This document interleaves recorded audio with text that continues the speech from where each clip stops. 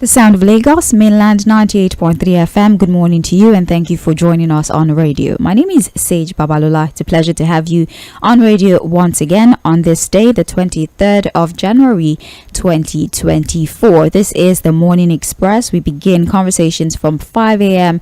and of course the Morning Express runs off at 11 a.m. before we move on to another round of dialogue with the Lunch Cafe crew, Eric and Lemibe. But for now, let's focus on all the list of programs that have been scheduled for your listening pleasure today on the Morning Express. Right this very moment, actually, we're here to give you information as reported on the front pages of our dailies.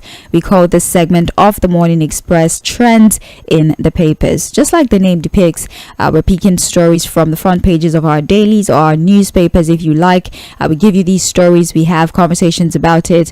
These stories are analyzed, we give you context, and then moving forward in the conversation, we create an avenue for you to give us feedback and tell us whether or not you agree with our perspective on these stories, and also allow you the opportunity to sell your own perspective on the same stories. Again, my name is Sage Babalola. This is mainland 98.3 FM, the sound of Lagos. You are listening to Trends in the Papers. The Guardian newspaper, the Punch newspaper, and the Nation newspaper are the three newspapers we would be addressing this morning on Trends in the Papers. And speaking of addressing stories, I do have joining me virtually for conversations this morning, Fuad Said, who will play the role of analyst on the show today. Good morning to you, Fuad.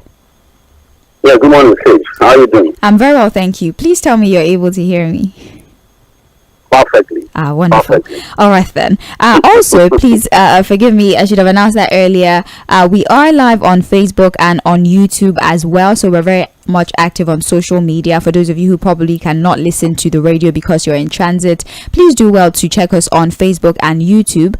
It's mainland 98.3 FM on both platforms. You can also follow us on X at mainland FM. I advise you to follow us on X more specifically because we're about to start certain programs using social media, and we definitely want you to be a part of that. So go through our social media pages. Facebook, YouTube is at mainland 98.3 FM. X is at mainland FM. Now over to the news that we have on the front pages of our dailies. We're starting with the Guardian newspaper. Now the Guardian is telling us that universities, hospitals in darkness as federal government's $105 million power project flops. That is what is being reported by the Guardian for headline. Now let's look at the riders to the story.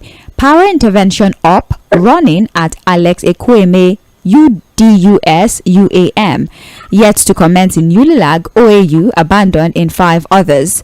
Unilag UI Ilorin OAU BUK spend 45 million naira to 80 million naira on electricity bills monthly. Now 6 years after the $105 million worth of special intervention to electrify public universities and some tertiary hospitals nationwide, several beneficiaries listed in that phase of the initiative are yet to get power supply.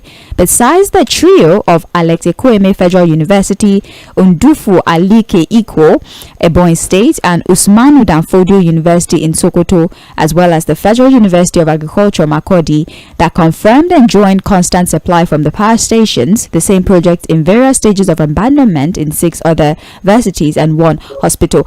To spare us the details of this very lengthy story, in 2018, the federal government kicked off an initiative that would cost about $105 million. They were supposed to power some universities and also public hospitals as well. But so far so good. It's just about, say, 3 to 4 universities that have confirmed they enjoy this benefit. It's been about 6 years now, and there's been nothing to show, or there's been no proof of the $105 million that we spent